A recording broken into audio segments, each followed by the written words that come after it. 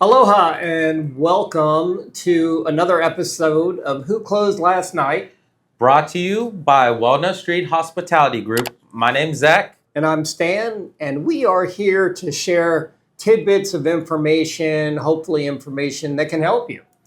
That's right. And not only can help you, but real life lessons that we've gone through and we've had to help ourselves.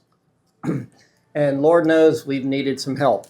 But with that in mind, how this kind of works is we kind of come up with a topic or a question, then, some examples of it, and then we leave you with a message. And that's what this is all about. But we would love your help in kind of reaching out to us and liking us and following us. And how do they do that? It's really, really simple and it won't cost you anything, but it will help us out a whole bunch. If you could help us by going to your social medias, follow, like, share, 3 easy steps. And if you're on Instagram or TikTok, you can find us on whoclosedlastnight_. On Facebook, we're at Who Closed Last Night. You can watch us on YouTube and listen to us on Spotify at Who Closed Last Night Podcast. And one of our favorites is share your story of the month, the week, that thing you can't get out of your head, whether it's good, bad, whether you want to just spill the beans on something or rat on somebody, or just praise them. Share it with us. And you can do that at whoclosedlastnightpod, P-O-D, at gmail.com. So, have you ever said to somebody on your team, another leader, shared with them that, man, I wish so and so would quit doing this and start doing that? I think we've all been there. Yes. Yes, I have. Well, the question that I start to as I try to enlighten myself, the question that I always ask later is, do they know how to do what it is that I'm asking them to do? Or do they know how to react to what we need from them? Again, I read a lot, so I'm reading the story of this one guy who he had his monthly meetings with his team of leaders, and one of them said, "Oh, I'm so sick of Sally because she's not doing this. She doesn't get into the detail. She misses communication of what the task is to her team." And his boss said, "Well, have you taught her how to communicate with her team? Have you taught her what it is or how she needs to get into the detail?" And the other guy said, "Well, no, I mean, that's common sense." And I think that kind of reminds me of the only thing that's common anymore is not having common sense. I wonder what the definition of common sense is these days. I'm sure it changes just like everything else. But the point I think that we're trying to make is if you need something specific from your team or a team member, you should first teach it to them and communicate specifically what it is that they need to do that would make you feel like they're doing their job. That's right. I know you've taught me that, but I ran into that a couple times. Like how? Oh man! So in some restaurants, taking inventory when you've done it a million times makes sense. You walk around with your clipboard and you fill it out line item after line item. You go to where it is located in the restaurant. You count it, you fill it out, and then you order against a par. But someone new or relatively new coming into the restaurant and managing and leading, you tell them to give an inventory, and you're like, "Oh, you just count the product." Right, common sense. You just count the product, right? How bad could they mess that up? And well, I'll tell you, everybody counts differently. Not everybody walks around the store and looks in every spot it could be, and then not everybody will count the prepared food or prepared product that can equate to a unit or an each, or however you're counting, but it's product in your store that you have to utilize. I think that's what it is. Having worked in bars and whatnot before, and you have to do a liquor inventory, right? And you pick up a bottle and you'd say, oh, that's half full. Someone else picks up that same bottle and says that's a third full. Someone else picks up that bottle and says it's 75% full, right? There's that guy that if it's open, it's halfway full no matter what. Oh, that's a half. Half, yeah, yep. But I think that those are the things that you can't really get upset until after you've taught them what it is that you're looking for. And so many people just don't do that. And then the question comes up is, well, what's common sense, right? That's right. And I think the question becomes, common to who? And so touche. Everybody has a different sense of what common sense is. Everybody has a different normal. A different normal. And I think, that what happens is you have such a wide range, age range of employees anymore that some people have never had to count anything as inventory, right?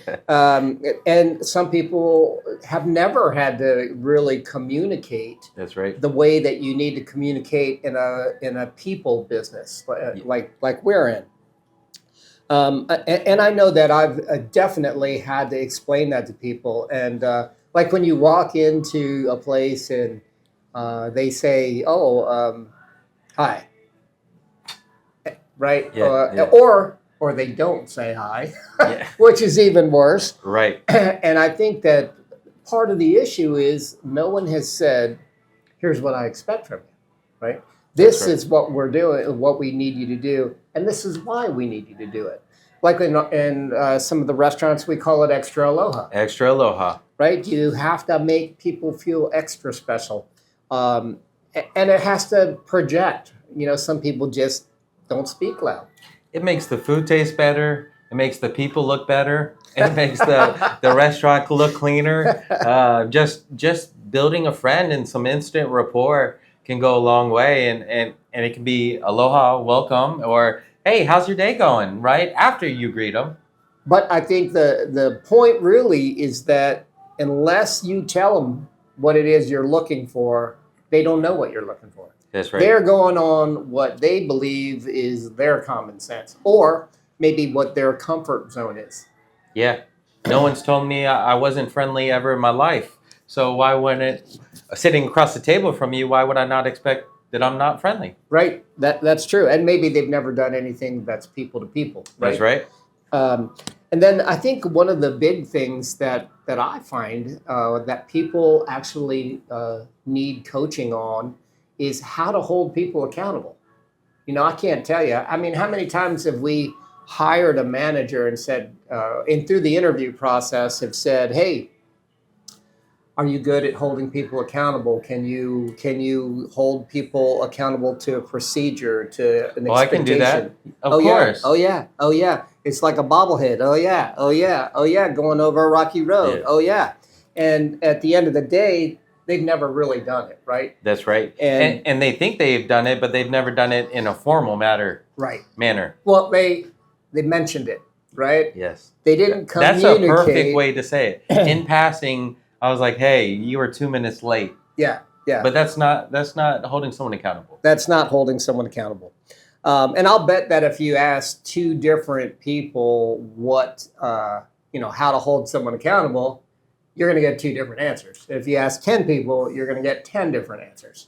That's a good point, and I think you touched on some generational gaps earlier. Like holding people accountable, 20 years ago is different than holding people accountable now, right? I think people had maybe thicker skin or more of a desire to, to show out at work. Well, climb the ladder. I read something just the other day that they said this latest generation doesn't care about climbing the ladder. They sure don't. And they just are as happy going on to the next job and staying where they are at some sort of level, without really, as long as they don't have to put themselves out, right? they don't have to extend themselves. They don't have to try. They just want to do.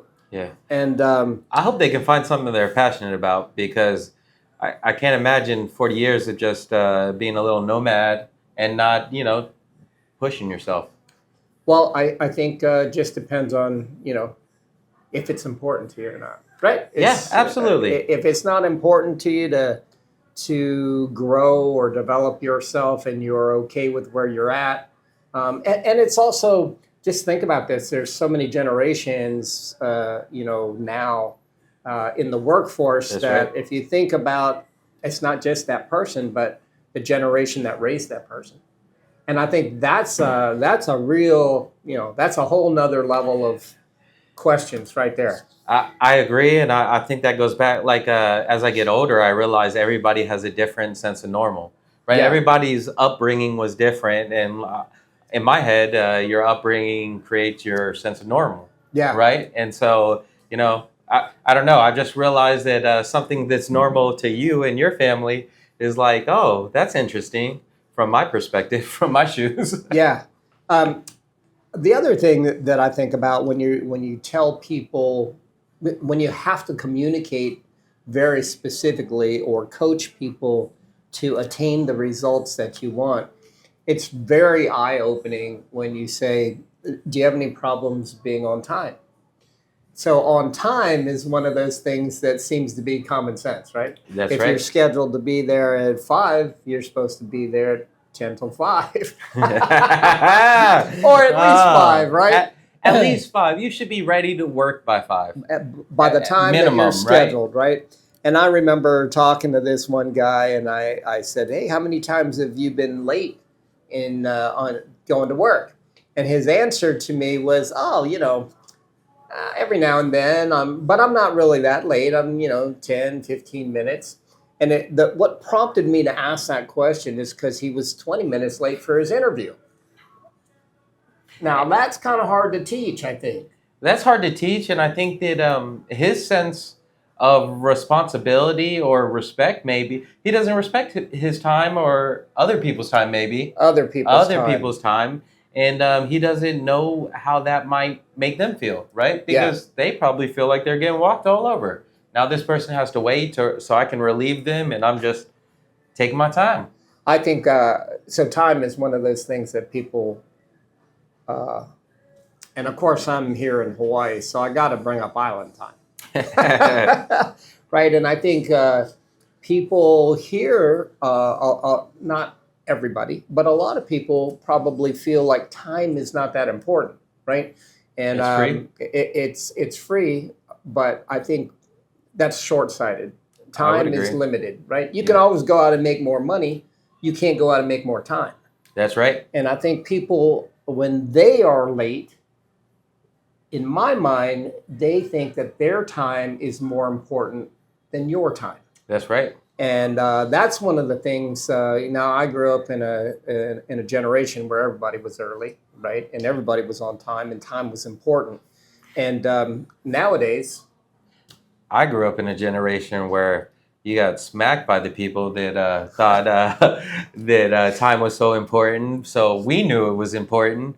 I guess that means maybe my generation was the ones that made it less important for their kids. I think it just continuously Watered down. gets watered down. Because there are people in every generation that value time. Right. Especially when it's them that has to wait on you, right? Then That's right. all of a sudden it's an issue. But when you have to wait on them, that's 20 minutes. Or their hours, on a different side of the coin, when their hours get cut, maybe, then they care about the time they had at work making money, right? Because their time spent at work, they get paid for. Yeah. But that's one of those things I think that we all have to take a step back. If you're in a leadership or management role and you want to complain about somebody who didn't do something the way you would have done it or thought it should have been done, the question that you have to ask yourself is, did I teach or coach that person to do what I'm expecting of that position? And if you didn't, then you really shouldn't be bitching at them, right? You should bitch at yourself for expecting that they have the same common sense as you, But through generations, it's just not that way anymore. That's a good point. And it's a good opportunity to stop what you're doing and follow, like, and share us on Instagram at whoclosedlastnight_, TikTok at whoclosedlastnight_. Catch us on Facebook at whoclosedlastnight. Watch us on YouTube and listen to us on Spotify at Who Closed Last Night Podcast. And send your stories, topics, and ideas to whoclosedlastnightpod, P-O-D, at gmail.com. But before I found that great opening, I was I was going to say it's a great opportunity to stop what you're doing and figure out a way to not let that happen. Continuing, right? So figure out how you need to onboard someone or proactively give them the expectation, process, and understanding of what you would like them to do, and not let yourself get frustrated at people not impressing you. Yeah.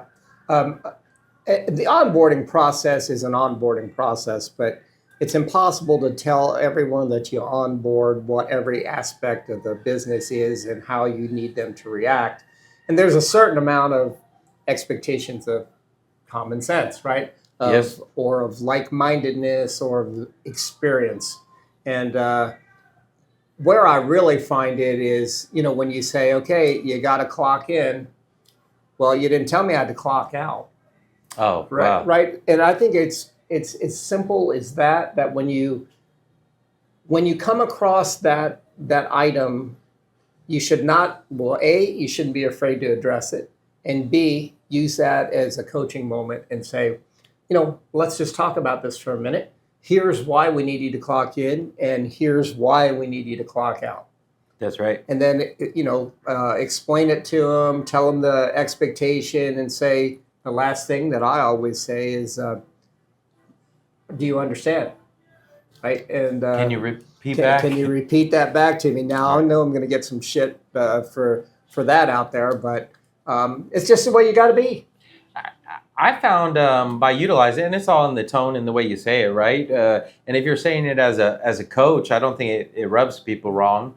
But I think it's a great opportunity for them to maybe tell you where they might not have swallowed the pill you're asking them to, right? So if this happens, should I clock out on breaks, right? Because that's a gray area maybe, right? It gives the opportunity to fine-tune it a little more. And I think that I don't think that's a bad thing. But again, it's all in delivery, tone, and how you're having that conversation. And some people have a hard time with a female giving them direction, right? That's right. Some people have a hard time with someone younger giving them direction. That's right. And so you got to just take everything. I guess what we're saying here is don't assume that the person that you're complaining about has the experience that you have, or the same common sense, or the same background of experience that you have. Yeah. And you got to teach it. So a couple weeks ago, we did a segment on manners and how to to say thank you and please and my pleasure and things like that. And we got so much crap because they said, hey, no problem is the same as thank you. That's right. Or you're welcome. And again, I differ. And everybody can have their own opinion in this wonderful country, but the first comments that we got were all blasting us. That's right. Then we must have woken up all the old people, and now we're getting comments that are like, I never really thought about it, but I just realized that in my life, I always say no problem to my friends and family, but I always say you're welcome to strangers or my elderly family members. It's a respect thing, and I didn't realize I have done that for a long time. And I think she brought up something, or he, I don't know the gender here or the pronoun, but what I would say is it is a respect thing, right? And just like if you're in Japan, you're probably not going to say hi. You're probably going to say whatever it is. I was waiting for you to drop some knowledge there.